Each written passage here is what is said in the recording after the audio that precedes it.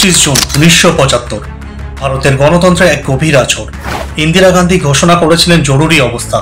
স্থগিত হয়েছিল মৌলিক অধিকার, প্রেসে বসেছিল সেন্সরের কাঁটা, হাজারো বিরোধী দলনেতা ও সাংবাদিক গিয়েছিলেন জেলে। 2025-এ কেন্দ্রীয় সরকার 25 জুনকে জরুরি অবস্থার 50 বছর পূর্তি উপলক্ষে কেন্দ্রীয় সরকার বিভিন্ন রাজ্যকে চিঠি পাঠিয়ে ঘোষণা করল কনস্টিটিউশন কিলিং ডে। কিন্তু তাতে আপত্তি মমতা বন্দ্যোপাধ্যায়। তিনি বললেন, সংবিধান হত্যা নয়, এটা রাজনৈতিক নাটক।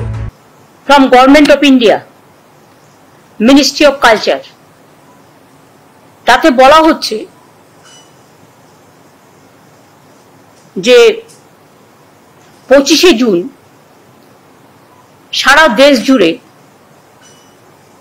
হোম মিনিস্ট্রির নির্দেশ অনুযায়ী সংবিধান হত্যা দিবস পালন করা হবে। এর রাজনৈতিক উদ্দেশ্য কতগুলো আছে। আমার বক্তব্য হচ্ছে, সংবিধান হত্যা এই কথাটার মধ্যে আমার আপত্তি আছে।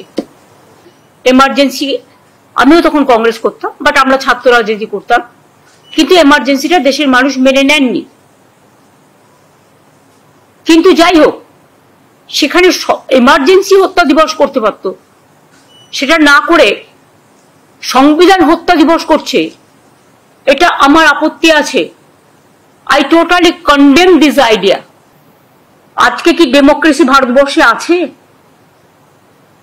তাহলে গণতান্ত্রিক পদ্ধতিতে প্রতিদিন তো একটা করে গণতন্ত্র হত্যা দিবস পালন হতে পারে। সংবিধান হত্যা দিবস কথাটা বলা আমার আপত্তি আছে।